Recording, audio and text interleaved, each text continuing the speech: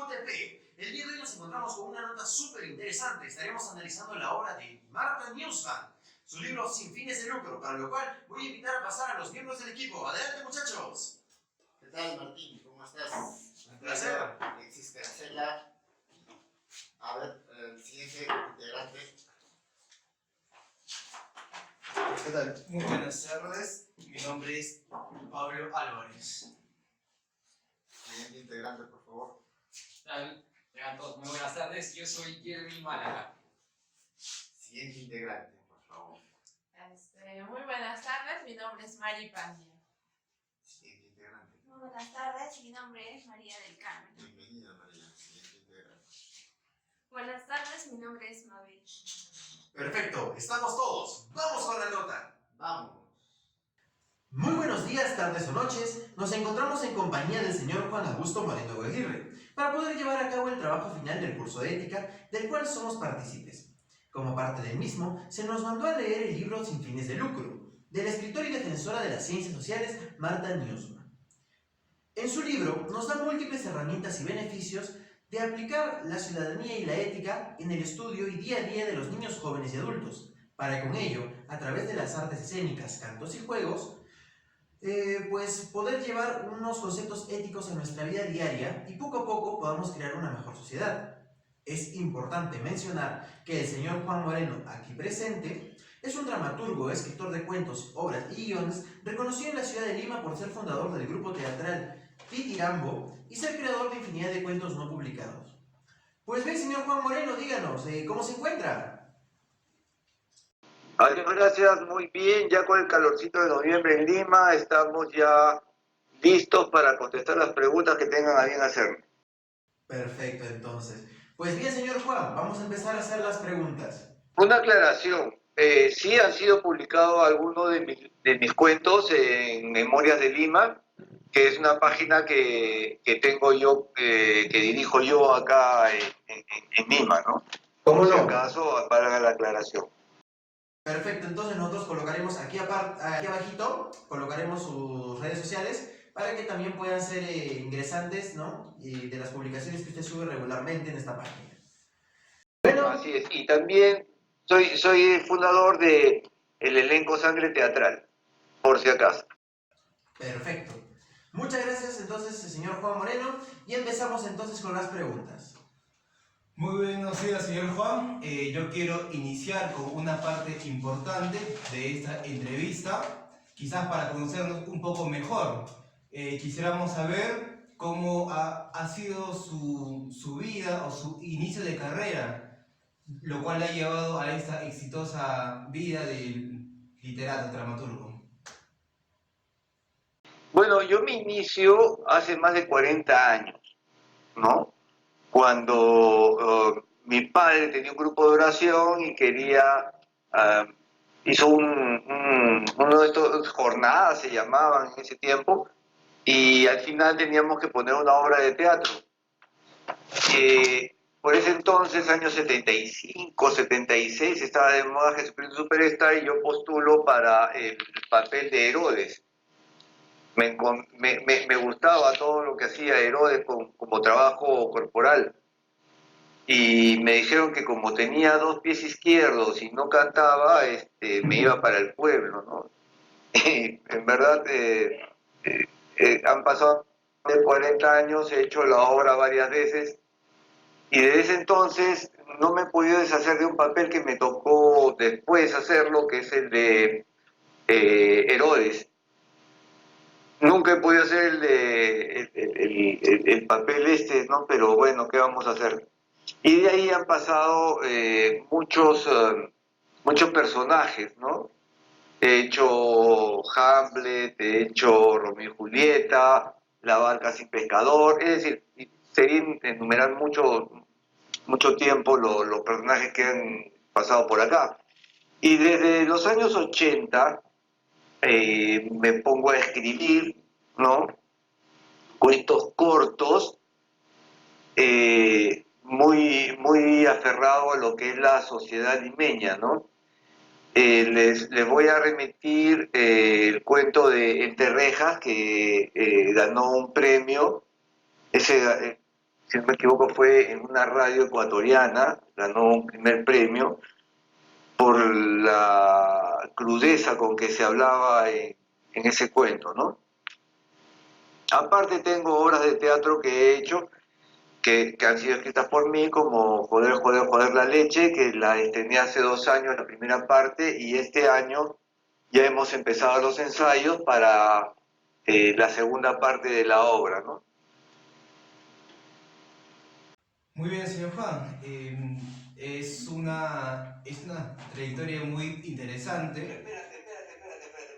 Espérate un ratito, Sí. espérate un ratito. El Señor está en los cielos. Mi nombre es Juan, por favor. Yo me siento mejor cuando me hablan de tú y cuando no me mencionan la palabra Señor, porque me parece que me van a rendir pleitesía y yo soy un hombre común y corriente. Así que, por favor, de aquí en adelante, mi nombre es Juan. No me importa lo que diga el profesor, el tutor. Yo me siento cómodo así, ¿ok? Ok, Juan, muchas gracias por la aclaración. De esa manera entramos más en confianza. Bien, hemos escuchado muchas obras y los cuentos cortos que has escrito a lo largo de tu vida. Nos gustaría saber también cómo fue, digamos, ese apoyo moral de repente por parte de la familia para que tú puedas emprender esta carrera o cómo fueron los inicios, digamos, de tu inspiración o cercanía para dedicarte a esto. Bueno, ustedes se van a reír mucho de esta anécdota, pero en mi casa no querían que yo fuera actor. Querían que fuera médico, abogado, ingeniero, qué sé yo. Y a escondidas yo me escapaba de la casa y me iba a ensayar y hasta que un día una amiga de mi mamá fue a ver una obra, una comedia que yo hacía, no recuerdo el nombre de la comedia, y la llama mi madre y le dice, oye, qué bien lo he visto a Juanito. ¿A Juanito? Sí, a Juanito lo he visto, pero nos ha hecho reír toda la obra. ¿Obra? ¿Qué tú no sabes que tu hijo es así? Sí, claro, ¿cómo no voy a saber? Dijo mi madre. ¿Y en qué teatro está? Teatro tal, era un teatro en Miraflores. Mi madre al día siguiente, a las 4 de la tarde, junto con mi hermana, se fueron al teatro a comprar las entradas, sin decirme a mí nada, y se sentaron en primera fila. Para eso, el director de la obra era mi profesor de literatura, el Diablo Sotelo, y me dice, oye Juan, por si acaso han venido 2 chicas bien guapas a verte y están sentadas en primera fila, sección derecha. Pero no las mires, ¿ah? ¿Para qué me dijo eso? Yo era un muchacho de 20, 21 años, que estaba por cobrar mi bolo de ese día, y lo primero que hago al salir a escena es mirar a primera fila, sección derecha, y veo a mi madre con su cigarro, su cenicero. En ese tiempo se podía fumar en los cines y en los teatros, ¿no? Y se para y dice, ese es mi hijo. Mi madre era un poquito, tenía su saoco, ¿no? Su sabor.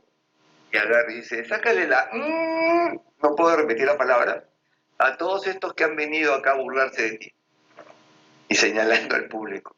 En ese momento yo lloré, y tuve que pedir pelón, algo que nunca se hace. Tuve que esperar 20 minutos para reponerme, salir a actuar. Para mí fue la peor de todas las actuaciones que he hecho. Para mi madre fue la mejor. Y a partir de ahí, mi madre me pedía todos los fines de semana 2 3 entradas para ir con la amiga, con la tía, con la prima, con la sobrina, ¿no? Y yo veía que mis bolos se iban reduciendo, pero todo salió bien. Y ya después cuando me entero que me estaban prenominando a un premio Circe, yo huyo de los elencos fuertes y me voy a elencos pequeños, en Villa El Salvador, en ya María del Triunfo, en Comas, ¿no? Y ahí comienzo a desenvolverme. Hasta los años 90, en que me casé, que tuve mi hijo y me dediqué a ellos. Hasta el año 2007, más o menos, 2008, en que vuelvo a montar una obra que se llama Mi Cristo Roto, una obra que para mí me marcó mucho porque siempre quise ser cura y nunca pude. Es que las mujeres me gustan mucho y entonces tuve que desistir, pero hacía el papel de un cura y ahí me ayudaron mi esposa, mi hijo y algunas amistades, ¿no? Y así volví al teatro y es ahí donde fundo Ditirambo y posteriormente ya llego a Los Olivos y fundo el elenco Sangre Teatral.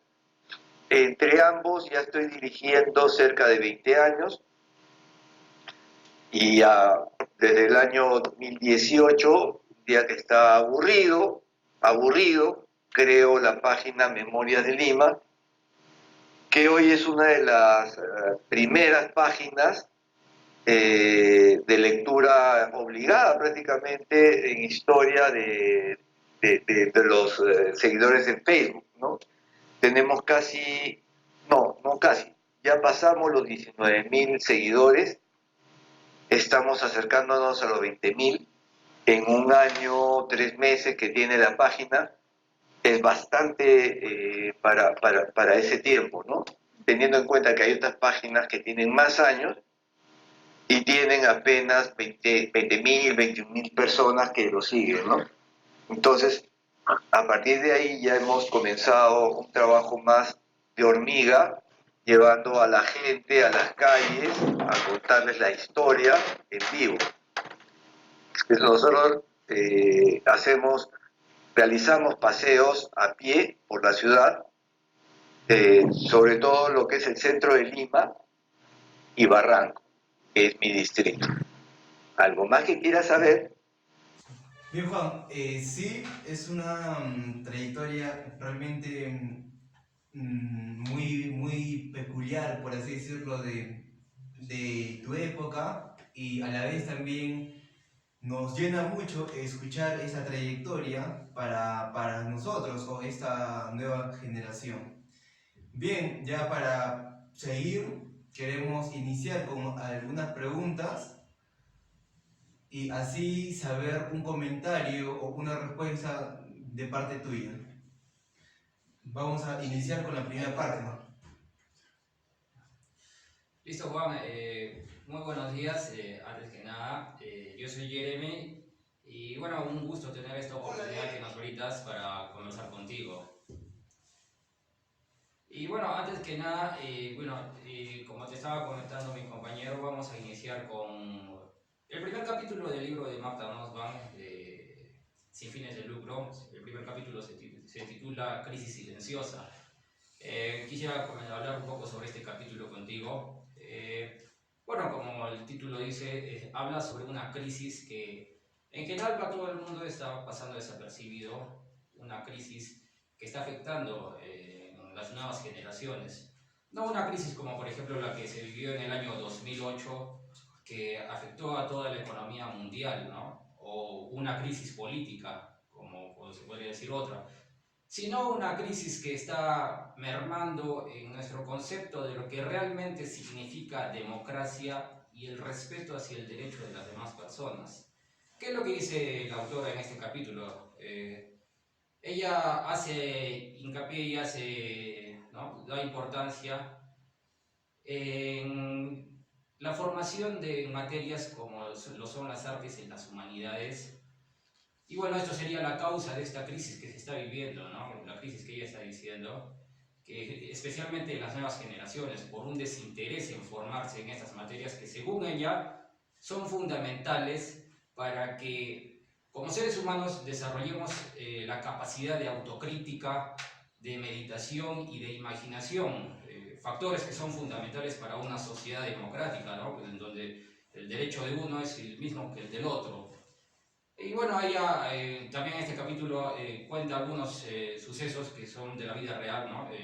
Por ejemplo, en Estados Unidos hay una universidad que en el estado de Nueva York, reconocida por formar a sus estudiantes en este tipo de materias, que ha tenido que cambiar su currícula a causa de un desinterés en los padres en que sus hijos sean formados en este tipo de materias y sean formados en otras que a futuro generen más rentabilidad, como por ejemplo el desarrollo tecnológico, la industrialización, ¿no? Entonces, Juan, a mí me gustaría saber si es que tú compartes la opinión de la autora Marta Nussbaum, y principalmente quisiera saber si es que tú, al igual que ella, consideras que las nuevas generaciones están perdiendo el concepto de lo que realmente significa democracia y el respeto hacia el derecho de las demás personas a causa de un desinterés en formarse en materias como las artes y las humanidades.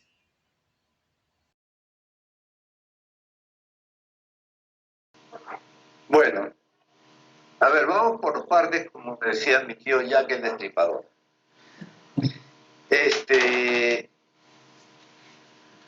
Hay una desinformación en todo lo que es el ámbito de cultura y educación, donde los padres siguen pensando que las carreras de arte visuales, artes escénicas, no tienen el reconocimiento económico para que los hijos en el futuro dependan de ellos mismos. Hoy por hoy las artes visuales, las artes escénicas son unas carreras que están rindiendo bastante dinero a los jóvenes. Yo tengo hasta 2 o 3 alumnos que ya están fuera del Perú en reconocidos canales de televisión y ganan muy buen dinero, ¿no? Entonces, por ahí no va la cosa. La cosa va en que los padres de familia deben de tener en cuenta una cosa, un factor. No son ellos los que van a estudiar ni son ellos los que van a trabajar. Las almas de hoy, los jóvenes de hoy tienen unas almas libres, en contacto con lo que es la naturaleza. Y eso les produce una especie de sensibilidad, ¿no?, que las plasman en sus cuerpos y sus cuerpos los trasladan al arte. Por tanto, yo sería de la idea de que en las escuelas se implanten los cursos de arte, pero bien llevados, porque no es que tú vayas al colegio a pintar o a bailar. Eso no es arte. Arte es conocer ballet, teatro, oratoria, dibujo, pintura, escultura, etc. Son diferentes manifestaciones que tenemos. Si el niño da para, no sé, escribir, pues que estudie literatura y que hagan sentir más el peso literario sobre el peso, digamos, de las ciencias como física, química o la misma matemática. Solo así el niño podrá el día de mañana afianzar lo que es su carrera y darle un bonus track a su carrera. Yo siempre, y eso lo he visto en escuelas europeas y en algunas norteamericanas se está llevando esto, ¿no?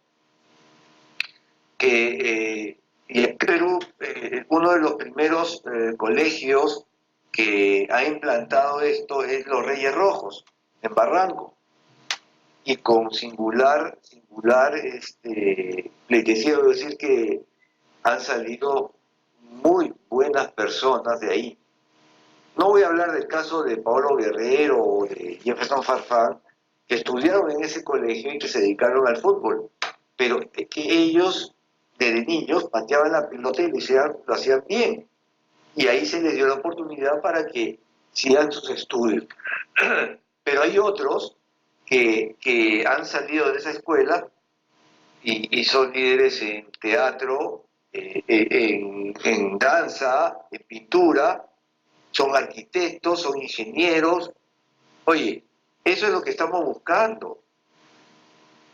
no hay que darle tanto a las carreras llamadas profesionales, como la ingeniería, la medicina, porque no necesitamos ya más abogados ni más médicos, necesitamos también técnicos, necesitamos mejores zapateros, mejores electricistas, eso es lo que necesitamos. ¿Y cómo se le va a dar al niño si el niño tiene cuadriculadamente con que tiene que desarrollar matemáticas, álgebra, aritmética, trigonometría, física, la química que no la vienen a ver en la universidad, sino muy asoterradamente?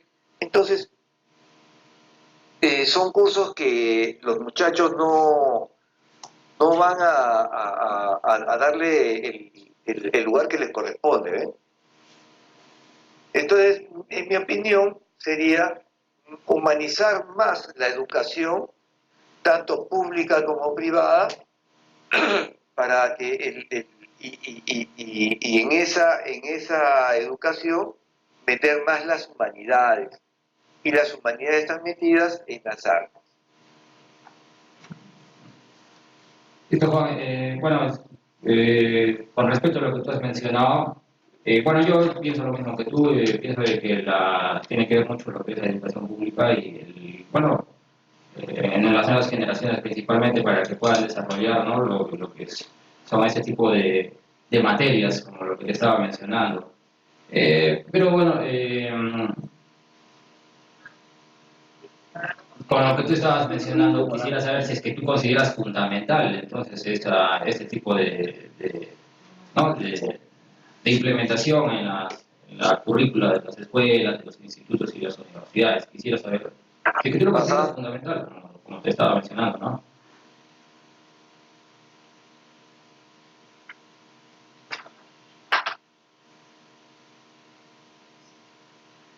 Como que se fue el audio. ¿Ahora sí nos escuchas perfectamente? Y ahora sí. Ya, te vamos a repetir la pregunta. Listo, Juan. Con respecto a lo que tú estabas mencionando, bueno, yo comparto la opinión que tú acabas de darnos. Quisiera saber, ¿no? Si es que tú lo consideras fundamental, como estaba diciendo la autora, Marta Nauta, que para las nuevas generaciones, que se desarrolle este tipo de materias en las instituciones, en las universidades, en los colegios, ¿no? Si es que tú consideras fundamental en nuestra época, ¿no? En el tiempo que nosotros estamos viviendo para que no se pierda ese concepto de democracia. Claro, es que, pero ¿de qué democracia estamos hablando? Porque democracia no existe en ese país donde, bueno, a Dios gracias, ahora los congresistas no se pueden reelegir y los alcaldes tampoco. Acá existe corrupción de toda clase y donde solamente están los acomodos políticos. Mientras que no cambie la estructura de la nación, mientras que no seamos realmente libres para elegir sin coacción de ninguna clase, es decir, no vas a votar, yo te multo, no va a existir una verdadera democracia. Vamos a empezar por ahí. Segundo, yo creo que el defecto es que los peruanos, no voy a mencionar a los peruanos, la humanidad en sí se ha dejado llevar mucho por los líderes, por aquellos que gobiernan, ¿no? Y sin dejar, o sea, sin meterse a leer la historia de estas personas, cómo son, dónde estudiaron, qué perfil tienen. No, simplemente somos caballitos. El verde está primero, ya hay que votar por el verde. ¿Por qué vas a votar por el verde? No hay un sentido democrático, no se les enseña a los niños en las escuelas lo que es la verdadera democracia. Lo único que se les enseña es a seguir un rol dentro de una sociedad perversa en el sentido de que solamente se utiliza el Estado para beneficio propio o de los familiares o de los amigos. Después no hay más democracia. Tú puedes elegir a un juez, tú puedes elegir a un fiscal, ¿verdad que no? ¿Quién lo elige? El gobierno. Años atrás hemos tenido el problema del terrorismo en el Perú. Desde que brotó, que fue la época de los militares, ¿hubo caso uno que dijera alto a esto? No. Cayeron los terrucos porque tenían que caer. Fue porque alguien vio a Polay por ahí y llamó a la policía. La policía vino y lo detuvo, pero no hubo un grupo que realmente se identificó hasta el final. Recién al final, cuando cae Abimael, es que se comienza a producir el famoso GEIN. Pero antes no había nada de política, todo seguía igual. Se destruía el país. ¿Y la democracia? ¿Dónde quedaba la democracia? ¿Dónde estaban los presidentes en sus roles de presidente? No había presencia política. Y en la actualidad no la hay. Yo lo que veo, por ejemplo, en el papel del presidente actual es que solamente quiere quedar bien. Pero él no es un presidente demócrata. Es un presidente que es de transición y elegido por la renuncia de otro presidente. Si hubiera sido un presidente democrático, hubiera salido por las urnas. Sin embargo, no ha hecho así. Y él lo que está haciendo es una camita para el futuro, para su próxima elección dentro de 10 años. Está visto. ¿Y por qué quiere ir a 10 años? Me van a disculpar la palabra, pero es por la teta que reciben del Estado y por los negocios que pueden hacer después o en el gobierno, como estamos viendo en el caso de Odebrecht. Entonces, hablar de democracia, amigo, en el Perú y en el mundo no existe. Simplemente existe una consecución de políticos buenos o malos que han hecho algunas obritas por ahí para que el pueblo esté tranquilo y nada más. Seguimos igual como fue Roma, como fue Francia, con los galos, y la Edad Media que trajo todos los desbarates que hubo en Francia y acá en el Perú también, en América Latina, cuando llegaron los españoles. O sea, no ha habido un cambio. Te dan el caramelo y tú comes el caramelo para que te endulces y te quedes tranquilo. Pero democracia no hay. Listo, Juan. Bueno, yo pienso lo mismo y bueno, le daré el tiempo a mi compañero para que pueda continuar con el siguiente capítulo. Y eso sería todo por mi parte, Juan. Muchas gracias. No, gracias a ti. Bien, yo quiero continuar con este segundo capítulo que nos habla sobre la educación. Ya habiendo dado esta pequeña introducción sobre el preámbulo de la Constitución de Estados Unidos y de la India, quiero iniciar de esa manera. Si se quisiera fomentar el tipo de democracia humana y el tipo de democracia sensible con el fin de lograr una búsqueda de la felicidad, ¿qué aptitudes se deberían de tomar para cada uno de nosotros? Ok, ya, ok. ¿Y la segunda? ¿O solamente esa?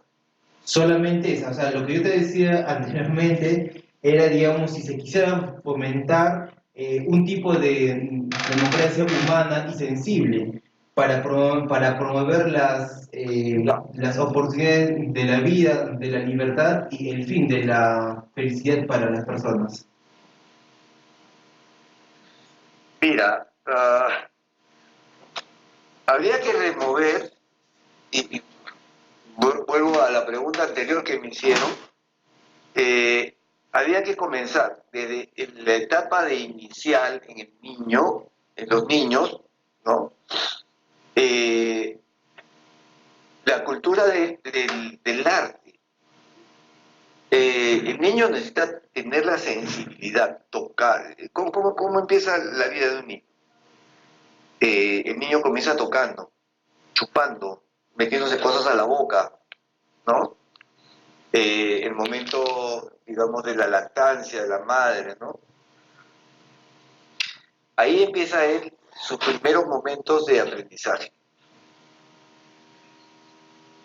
Cuando ya llega al nido y ya tiene pues su cerebrito, comienza a tener mayor amplitud, se malforma la educación, porque en realidad se le dice al niño, no hagas esto, no hagas lo otro, no hagas lo otro. Si es zurdo, por ejemplo, un niño en los años 70, 80, se le amarraba el bracito y se le obligaba a que con la mano derecha escriba. ¿Por qué? ¿Por qué vas a malograrle así el cerebro a la criatura? Luego, hay que tener una educación más sensitiva y más sensible, más armoniosa. Están bien los cantitos, te quiero yo, tú a mí, qué sé yo, ¿no? Que se ven en el nido. Pero ¿por qué no lo teatralizas? ¿Por qué no, o sea, no comienzas a darle otro giro a la educación? ¿Por qué ese niño no puede, un niño de unos 3 años que recién balbucea, ¿por qué no puede recitar un poema? Si vemos que hay niños que lo hacen desde los 3, 4 años en otros países. Porque simplemente la educación acá es lineal. O sea, sigues un patrón. Acá lo que tenemos que hacer es la renovación de la educación. Una educación que se basa en valores, en patriotismo, en nacionalismo, en fe, en creencias y en creatividad. La creatividad es lo que te va a dar el molde para que puedas resolver tus problemas matemáticos, de física, de química, para que puedas crear un personaje en la historia, para que puedes hacer muchas cosas con tu creatividad. Pero acá no os trae eso. El juego de ajedrez, por ejemplo, es recomendable para que los niños, a partir de 3, 4 años, lo comiencen a jugar. Sin embargo, los padres escondemos el juego de ajedrez y preferimos darle una tablet, el PlayStation o el Internet para que el niño satisfaga su necesidad de juego. El niño, a la edad de 3, 4 años, no puede estar metido en eso. Tiene que estar en la calle, jugando, saltando, ensuciándose, rompiéndose piernas, rompiéndose brazos, costillas, qué sé yo. Y hacer vida de niño.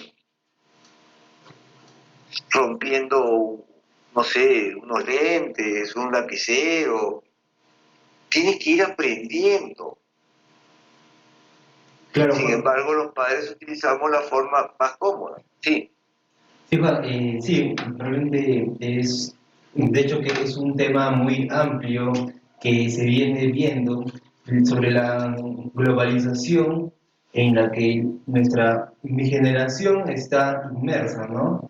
Y es que realmente sigue un patrón Así es. para que pueda, digamos así, sobresalir en esta sociedad que hoy en día se Ajá. ve una competencia de quién es el mejor. Bien, yo te quería preguntar en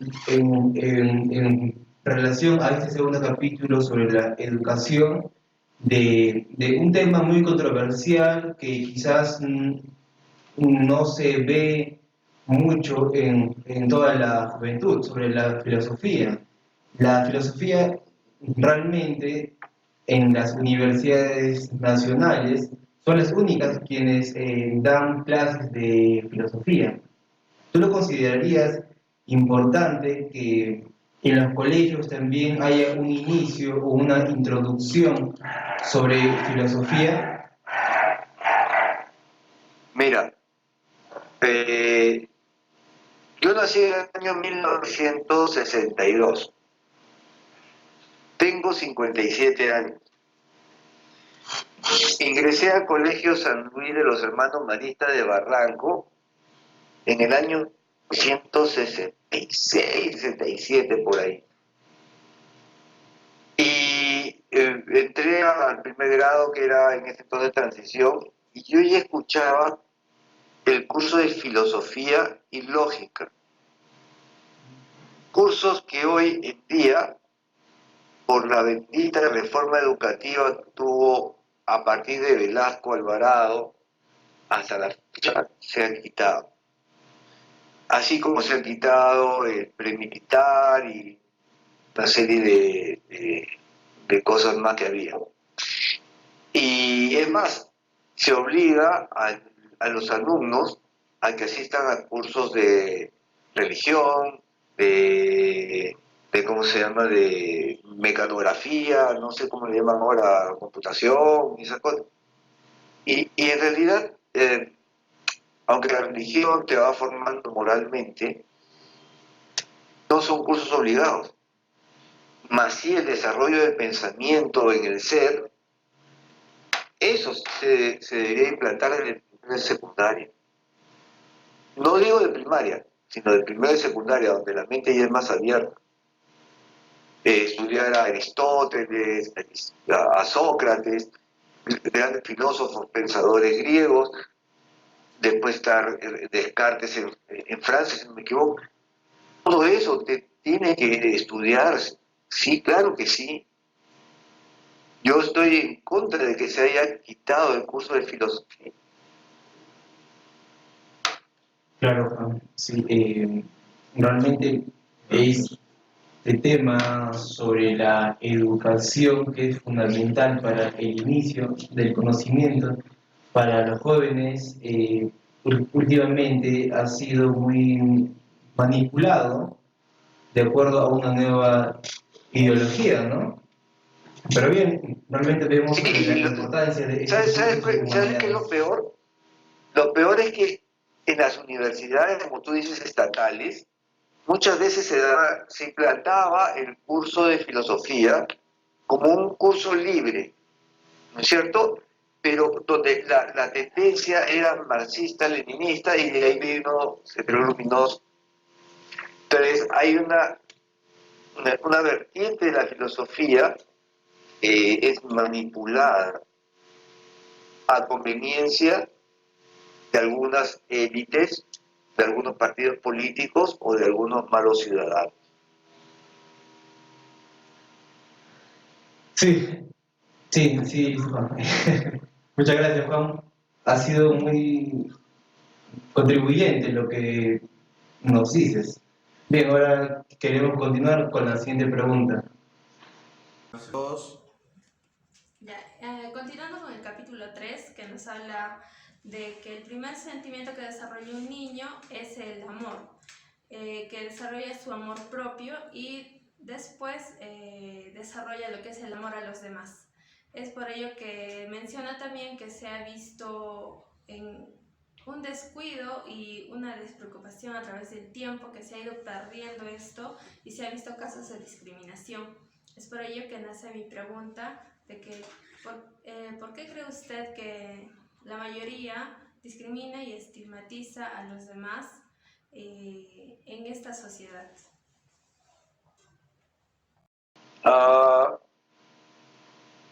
Hay mucho burro con título, ¿no? O sea, hay mucha gente que va a la universidad, estudia 5 años, pero sale de la universidad igual que entró. Y hay mucha gente que anda por la vida que no tiene título, que sabe más que uno que estudió 5 años. Linda, en Sudamérica, desde la llegada de los españoles y los portugueses, la educación fue elitista. Si tú eras hijo de un español, podías estar en las mejores escuelas. Pero una escuela muy paporretera, tenías que aprender todo al pie de la letra.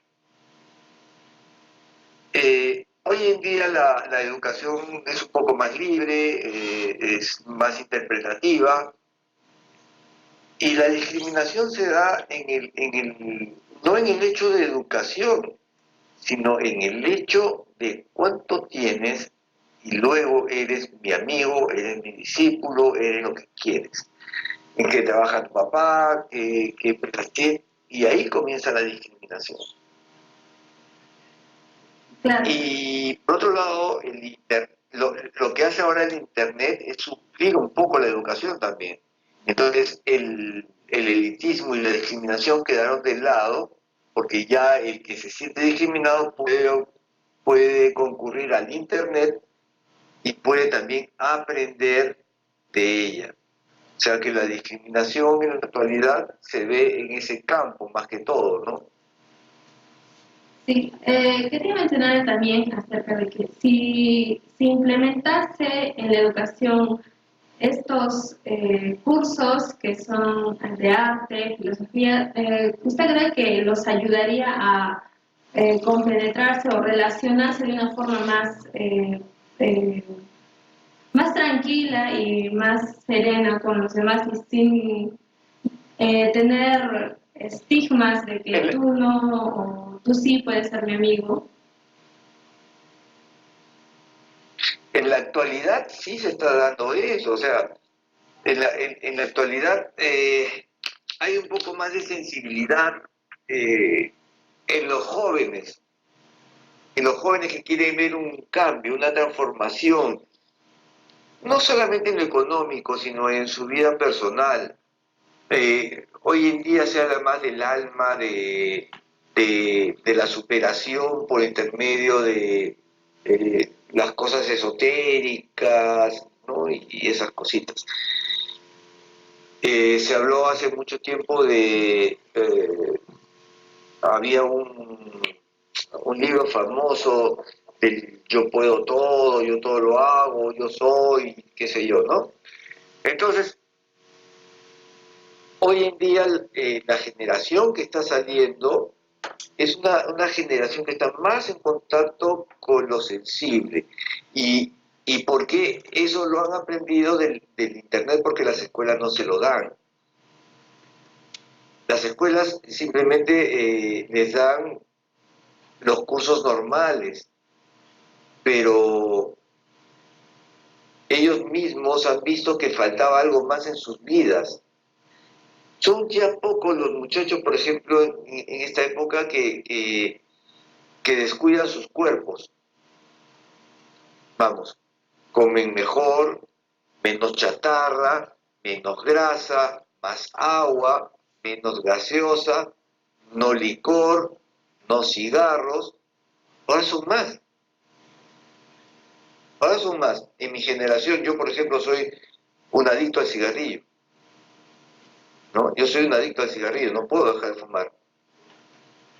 Y me dices, déjalo, y yo te voy a decir por qué. A mí me gusta y quiero morir en mi ley. ¿No? Pero dile a un muchacho de ahora de 13, 14, 15 años, toma un cigarro, no gracias, lo rechaza. Entonces, en las escuelas tiene que haber más sensibilidad. Sí, Tienen que profundizarse más lo que son los temas de arte, más los temas de filosofía. El debate se debe debatir con mayor conciencia y no por imposiciones de ideas del profesor, del tutor o de la monja o del cura. no hay debate. La materia gris no funciona en las escuelas y en algunas universidades, porque todavía siguen con la cultura del copy-paste. Cuando a mí me mandaban a hacer una tarea de investigación, que en ese tiempo se llamaban asignaciones, teníamos que nadar entre libros y la biblioteca, éramos ratones de biblioteca y estábamos al apunte. Hoy tiene la facilidad de que la internet te baja todo de un porrazo, y muchos lo que hacen es el copy-paste. No lo digo por la UTP, por si acaso, que sé que tienen filtros, pero en los colegios y en algunas universidades aún no tienen esos filtros. Y los estudiantes se ponen a ver YouTube, ¿no? Entonces, no aprenden bien. El ser humano tiene que comenzar a desaprender para poder aprender, porque hemos aprendido mal las cosas. Las instituciones han aprendido mal las cosas y las están desarrollando pésimamente. Sí, Juan, muchas gracias por responder estas dudas que teníamos y muchas gracias por darnos como una guía más o menos y ver, ¿no?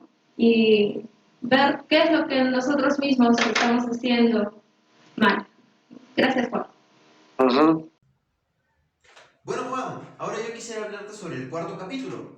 En este momento es cuando la escritora nos da cierta cantidad de ejemplos y muestras reales de diferentes personas que han impuesto, cabe la redundancia, métodos, ¿no?, de enseñanza para que a través de las artes escénicas, teatrales, escenificaciones, poesía, cuentos, los niños puedan interactuar con otros, ¿no?, tener ese sentimiento de empatía, ponerse en el papel del otro.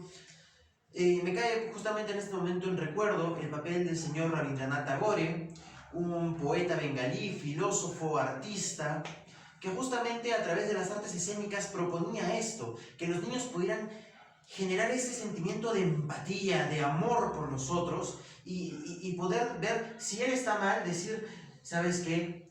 Yo no tengo un pan, ¿no?, pero esta media manzana te la comparto, y tener esa empatía con el otro.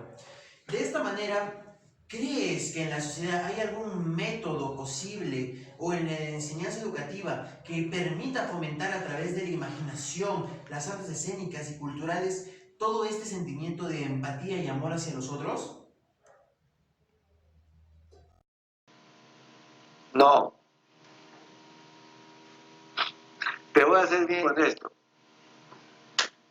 En la actualidad hay algunos colegios que están, sobre todo los estatales, no sé si en provincia, pero acá, menos en Lima, si los hay, son estatales, que están abriendo las puertas hacia el teatro stanislavskiano.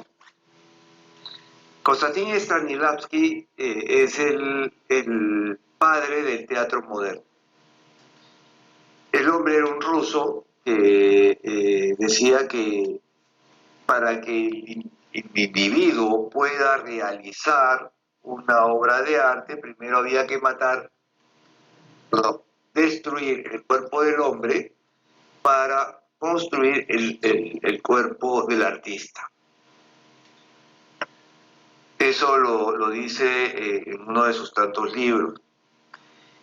Y decía que la mejor edad para que un individuo pueda tener esta concepción de la actuación debería hacerla a partir de los 13 años. Y que los 3 primeros años, es decir, de los 13 a los 16, el individuo no podía actuar. Esto se ha ido reformando, ¿no?, con el tiempo, y yo soy más avesado que Stanislavski. Yo digo que el niño a partir de los 7, 8 años, en las escuelas ya debería de comenzarse a dar el curso de teatro. ¿Y el por qué? Porque necesita liberar tensiones el hombre. Y las formas para liberar tensiones son el teatro, la música y la danza. En cuanto a los deportes, puede estar el boxeo, la natación, el vóley y el fútbol. Pero en lo que es las artes, son esas tres los baluartes. Y a partir de los 7, 8 años, porque el niño necesita comenzar a expandir su cerebro.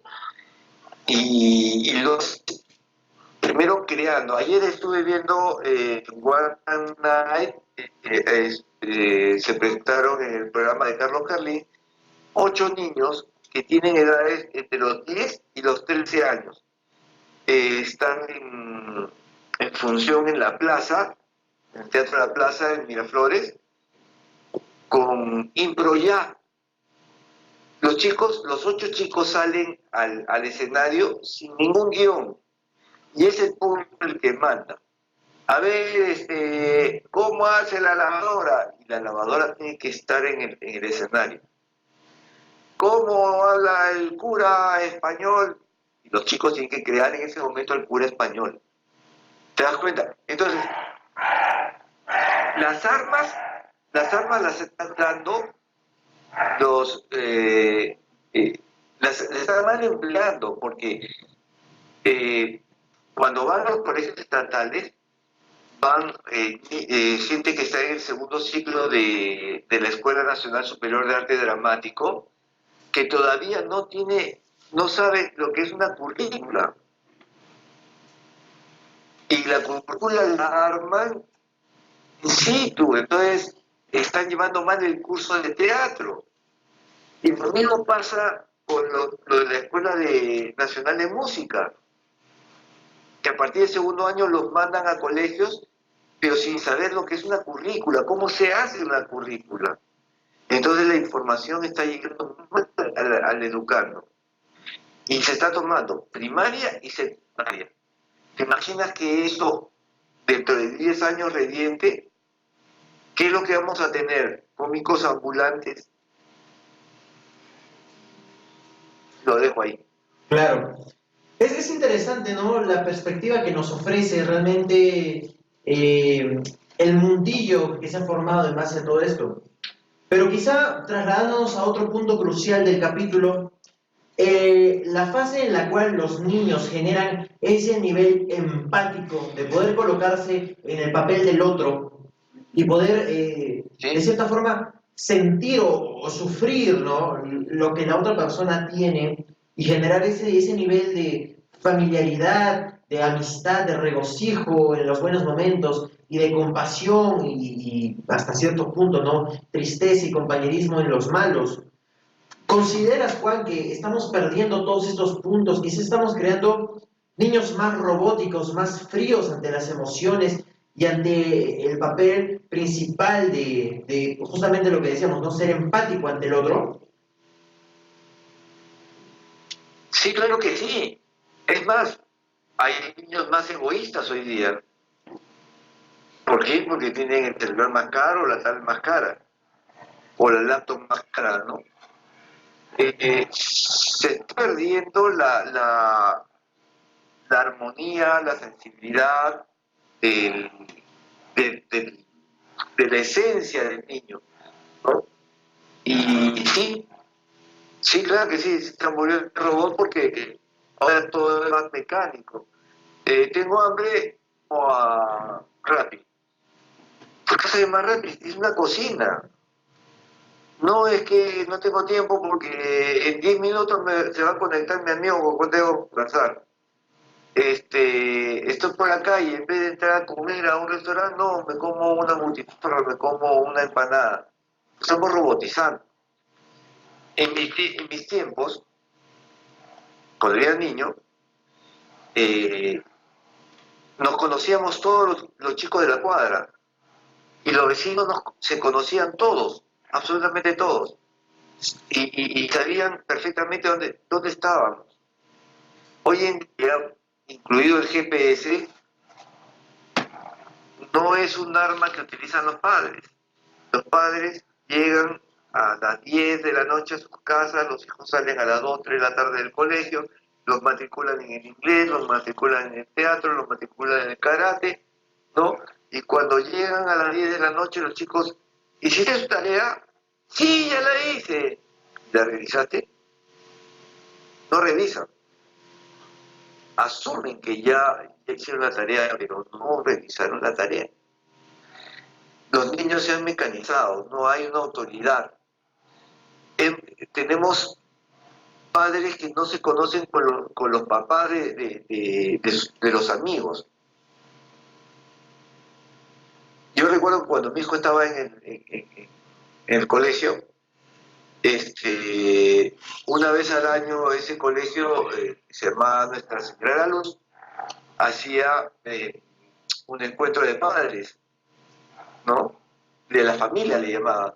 Iba el papá, la mamá, el tío, el hermano, el hijo, la abuela, el sobrino y qué sé yo, y todos nos conocíamos y departíamos un momento. Pero después terminada la jornada esta, cada quien iba por su lado. Si nos llamábamos era muy poco frecuente. Sin embargo, en los tiempos en que yo estaba en el colegio, todos los papás tenían un catálogo. Y el papá llamaba al otro papá para saber cómo estaba el hijo porque había faltado, el niño porque había faltado, y había una comunicación. Pues no lo hay. No la hay. Y eso es problema de los colegios. Es el problema de las estructuras. Es el problema de los trabajos. Nos hemos empecinado en tener más dinero porque supuestamente no alcanza lo que nosotros llevamos a nuestros hogares y descuidamos a nuestros hijos. Ese es el problema. El problema nace por la familia, por los padres y luego por los niños. Claro, muy interesante, Juan, de verdad te agradecemos. Es una triste perspectiva entonces de lo que va a convertirse o lo que se está convirtiendo la sociedad, ¿no? Una frase que a veces mantengo es, Sí. vivimos en la utopía más distópica, porque realmente llega a dar miedo el control masivo robótico que tenemos. Dentro de todo, muchísimas gracias y proseguimos con la siguiente pregunta. Bueno, Juan, a mí me tocó el capítulo 5 y te voy a dar una pequeña introducción. Acá nos habla sobre que todos los humanos estamos unidos unos de otros, ya que actualmente lo que compras, lo que usas, fue fabricado en cualquier parte del mundo y fue exportado hasta aquí.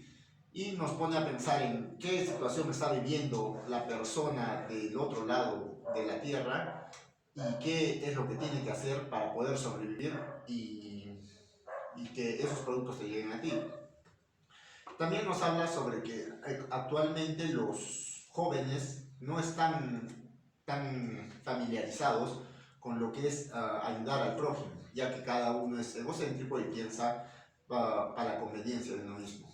Por eso yo te hago esta pregunta, Juan. ¿Tú crees que la malla curricular actual en los colegios permite que la juventud pueda desarrollarse en el mundo que actualmente vivimos? Mira, como te dije al comienzo, desde el año 2018 yo tengo una página que se llama Memorias de Lima. Y hoy por hoy la página es utilizada también por los padres de familia para el desarrollo de las asignaturas de los hijos, más que todo en lo que es historia del Perú. Mi sorpresa es que los nuevos padres no saben muchas cosas de la historia del Perú. Si los padres de familia no saben, y son gente que tienen entre 28 y 35 años, por si acaso, de 28 y 35 años, si los padres no saben la historia del Perú, ¿qué van a saber los niños? ¿Te das cuenta? La educación tiene que ser más libre. Y, por ejemplo, los cursos de historia, de lengua, de literatura, deben ser más como lo que son, como cuentos, como cuentos cortos, sin entrar en la batalla tal, con nombre raro y fecha que nunca más te vas a volver a acordar, sino para el paso. Perdón, así se llamaba en los exámenes en mi tiempo, el paso escrito, el paso oral, ¿no? Entonces, yo, la verdad que ahora que estoy en esto de memoria de misma, yo me río bastante. Incluso la ortografía es horrorosa. La ortografía de los padres es horrorosa. Y esto lo traslada también a los niños. Si los padres no tienen nociones de cultura, ¿qué vamos a esperar de esos niños? La cultura, no solamente en el Perú, sino en lo que es el globo, está tirada por los suelos. No se le da la importancia porque eso no paga, porque eso no rinde, porque eso no es dinero. Y entonces tenemos gente bruta en las calles que dice que el 8 de octubre es un feriado más, pero claro, ¿por qué fue un feriado? ¿Qué pasó ese día? ¿Quién se inmortalizó? Ah, no sé, un gordito con barba. ¿Y cómo se llamaba el gordito con barba? Ah, no sé, no me lo enseñaron en el colegio.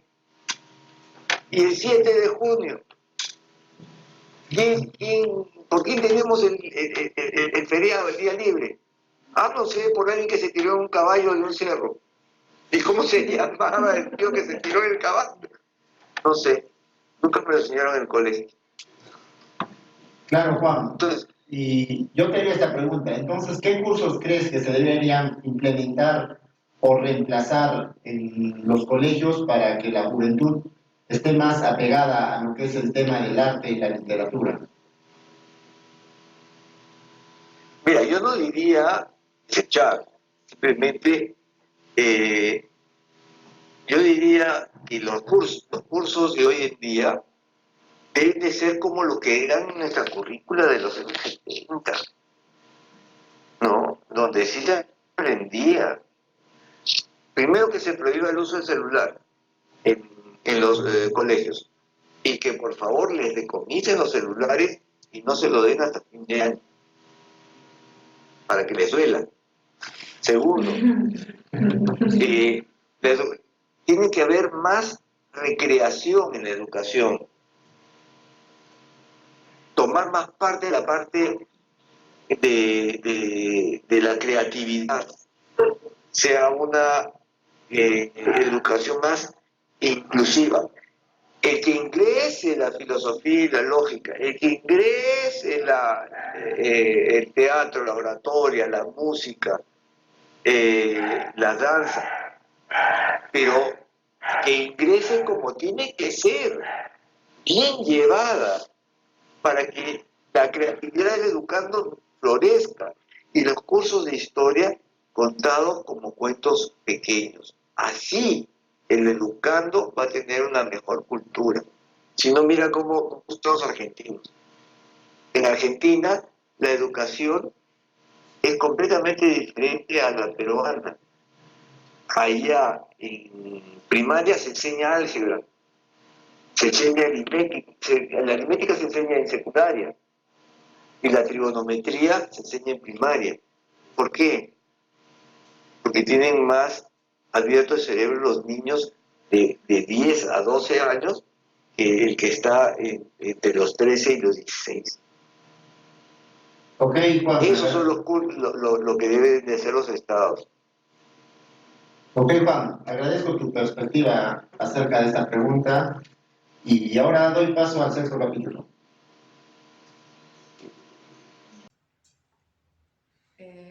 Buen día, Juan. Yo te voy a explicar acerca del capítulo 6, que trata de cómo cultivar la imaginación a través de la literatura y las artes. Se dice que la imaginación narrativa es la capacidad que puede tener una persona para ponerse en el lugar de la otra, de tal modo que pueda interpretar el relato de esa persona, las experiencias y las expectativas que ésta tiene.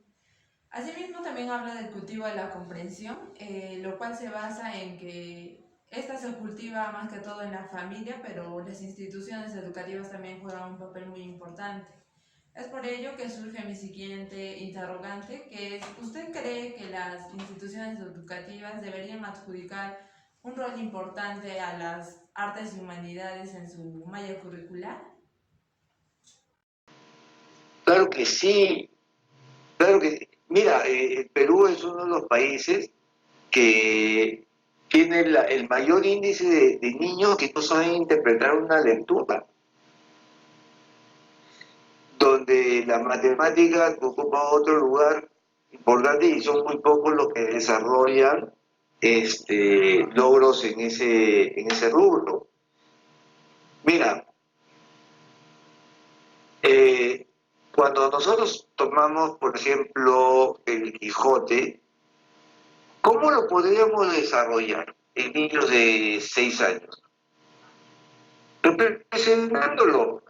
Tú puedes hacer el caballo, tú puedes hacer el Quijote, tú puedes hacer el Sancho.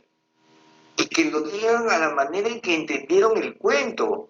Claro, si le vas a contar toda la historia del Quijote, el niño se va a quedar dormido, pero si lo haces en un resumen, y ese resumen lo toca el niño, y le dices, bueno, a ver, ¿qué es lo que has entendido? Ah, no sé, yo soy el caballero de los 7 espejos, y vengo por ti. Y el Quijote sale, pero ¿dónde está mi Dulcinea? ¿No?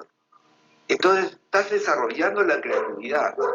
Esas son las formas de poder ingresar a la mente del niño. Y esas son las formas de culturizar al niño. ¿Me entiendes? Y eso se puede hacer con la literatura, con la historia. Se puede hacer incluso hasta con la matemática y la religión. O sea, puedes meter un montón de campo con la dramatización. También puedes decirle al niño, para poder entender qué es lo que le está pasando, oye, ¿qué te pasó ayer? Cuéntame cuál ha sido tu día desde que llegaste a tu casa. Pero no me lo cuentes, mejor, ¿por qué no me lo teatralizas? Y el chico se hace importante y va a contar más de lo que puede contar hablando. Sí, entonces, con lo que usted me comenta, ¿a quién le deberían hacer o quién debería fomentar la idea de que las artes y las humanidades vuelvan a estar incluidas dentro de una malla curricular? Bueno, esto lo está fomentando ya la ONU.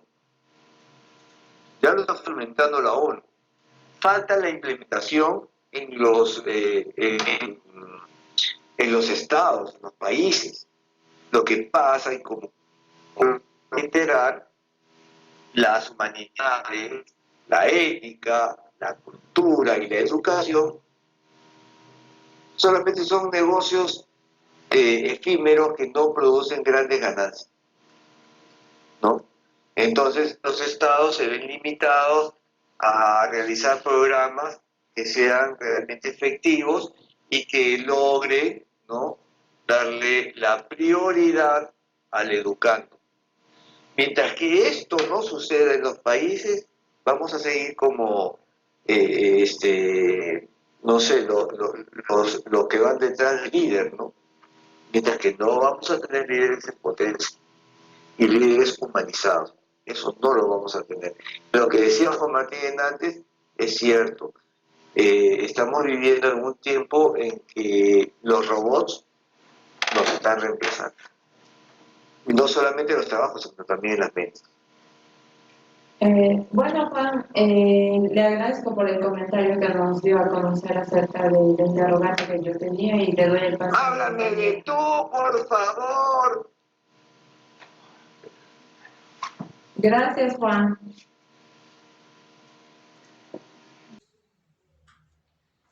Buenas tardes, Juan. Mi nombre es María del Carmen y yo te voy a hablar con respecto al capítulo 7, que la autora básicamente en este capítulo hace un llamado a las nuevas generaciones, al público en general, para que puedan tratar de incluir en la educación las artes y humanidades. Y entonces, con relación a esto, si bien las universidades tienen grandes méritos con los alumnos, con relación a que destacan mucho en las carreras de tecnología, en las carreras de matemática, entre otros. ¿Cree usted entonces que las universidades deberían enseñar a los alumnos las carreras de humanidades para que puedan formar un futuros ciudadanos?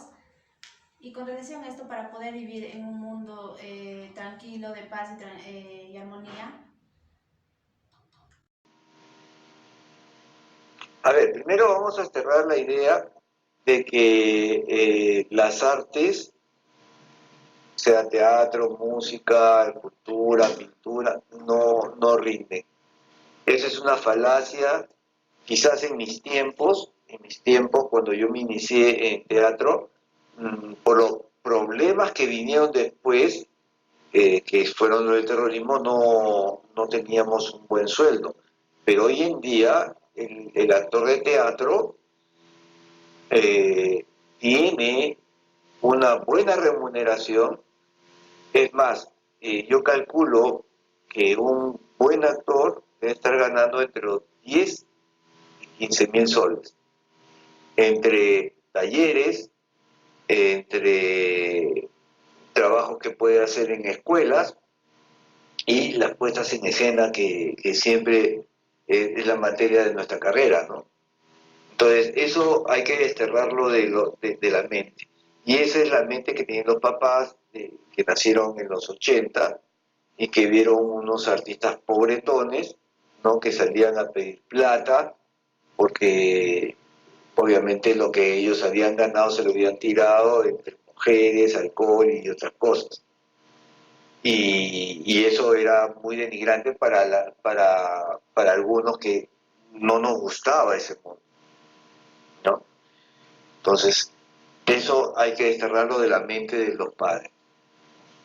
Y sí, las escuelas deben de tener una apertura mayor, públicas, privadas y universitarias, con una currícula especial para que los alumnos de escuelas y de universidades sean diferenciados.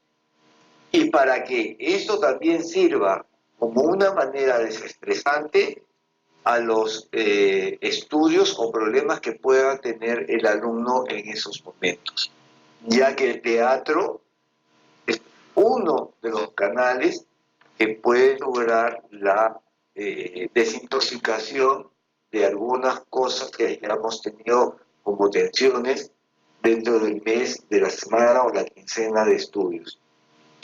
Luego está el financiamiento que tiene que dar el Estado a las escuelas nacionales y a las universidades nacionales para que tengan profesores que realmente pues tengan la misión de educar.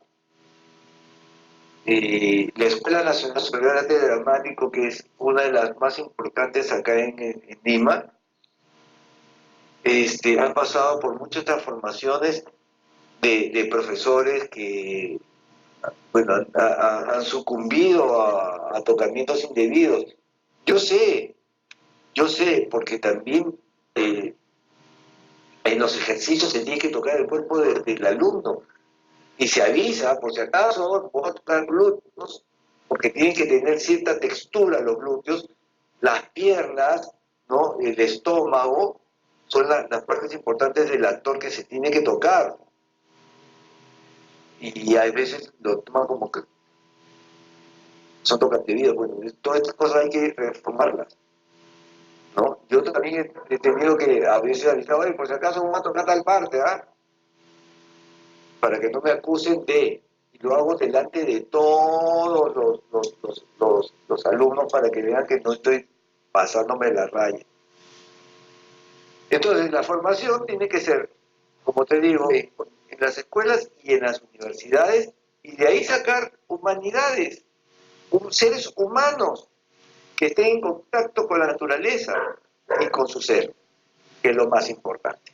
Sí, bien, Juan. Si bien usted también menciona que ya la currícula, digamos que ya está implantado en las escuelas, en las universidades, ¿Qué métodos cree que usted que podrían utilizar los alumnos docentes? Porque si bien ellos mencionan que nos dejan algunas lecturas para leer, pero nosotros tendríamos que leer porque es una obligación por alguna nota. Entonces, ¿qué métodos podrían utilizar para que esto pueda surgir así naturalmente por parte de los alumnos, de los niños también?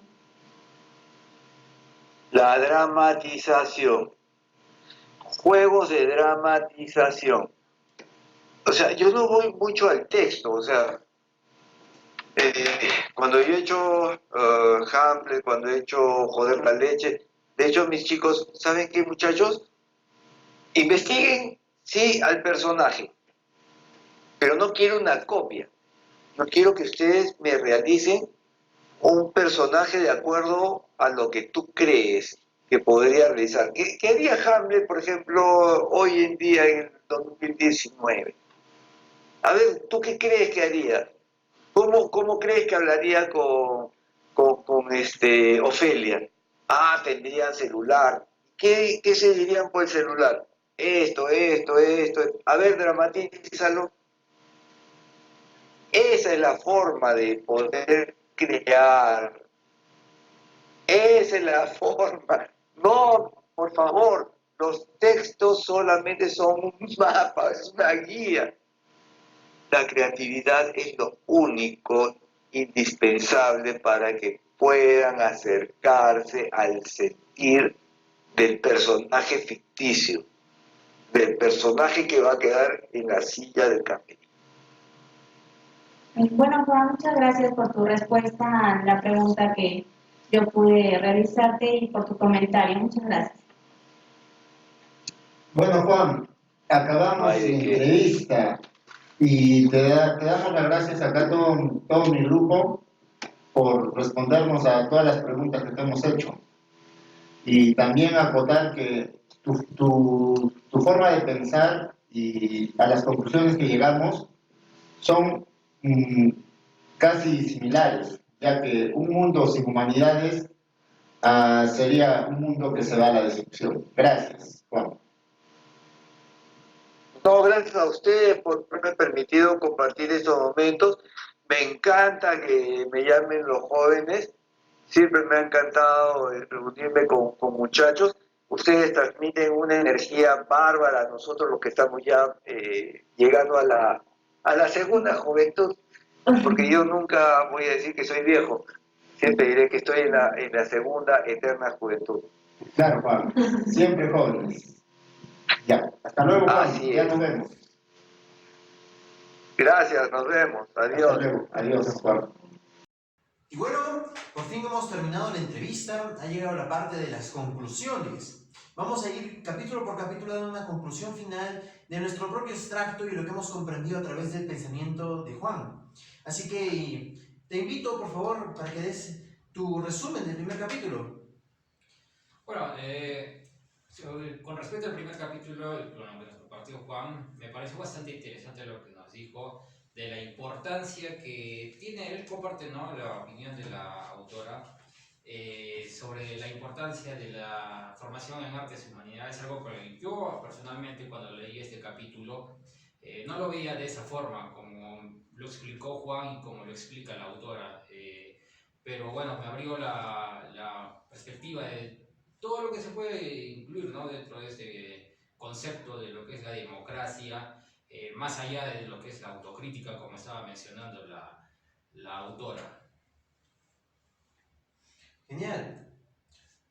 Bien, yo también quiero dar las conclusiones sobre este segundo capítulo. Sobre todo me ha llamado muchísimo la atención lo que Juan nos decía sobre ese curso de la filosofía en cuanto al fin que llega todo hombre, que es la búsqueda de la felicidad, también búsqueda de la libertad de expresión, ¿no? Y bien, este tema fue muy interesante, sobre todo sobre esta nueva perspectiva que debería de tener todo joven en esta generación. Claro, también podríamos ver desde la perspectiva de Juan que en sus tiempos todo era más tranquilo y había un poco más de los cursos de humanidades dentro de los colegios, pero actualmente todo eso se ha perdido y que debido a esto en la actualidad los niños y los jóvenes más son un poco, por decir así, egocéntricos y solo piensan en el bien propio de uno mismo, más no en el mundo en general o de todos los ciudadanos si hablamos del país Perú.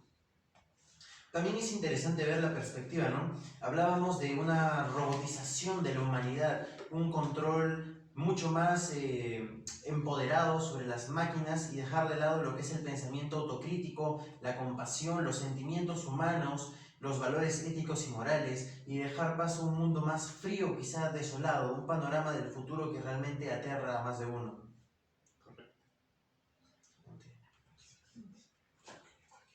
Asimismo, puedo rescatar de lo que mencionó Juan, es de que la juventud está haciendo el cambio ahora en la actualidad y no hay una preocupación por parte de los colegios en cuanto a la educación, ya que la iniciativa está naciendo de la nueva generación y que estamos arraigando todo hecho de discriminación o estigmas que podamos tener, que se podía ver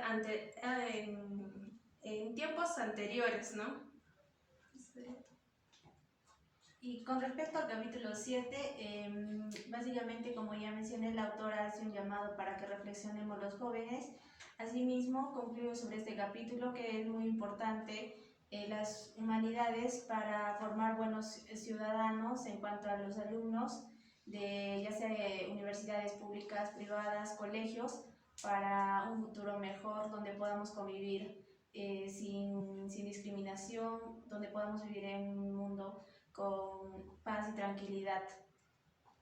De acuerdo al comentario que emitió Juan a mi interrogante, puede deducir que actualmente hay instituciones educativas en las cuales se está implementando lo que vienen a ser las artes y las humanidades, y que la ONU es el principal organismo que está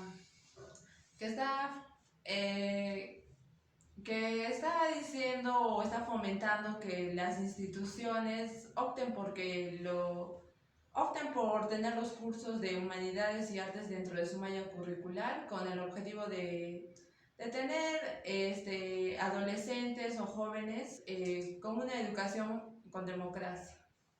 Bueno, pues en general creo que podemos determinar que ha sido un trabajo muy interesante de realizar, nos ha permitido abrir nuestros horizontes acerca de este tema sobre las humanidades y comprender también cuál es la situación actual del mundo, porque si bien es cierto el libro nos da principios y bases, la comunicación que hemos tenido con el señor Juan Moreno, principalmente, nos ha permitido darnos cuenta de que el mundo está cambiando y no precisamente para bien. Quizá las humanidades sean la solución que pueda salvar a los seres humanos de caer en el hoyo en el que está cayendo. Muchas gracias y hasta otra oportunidad. Hasta luego.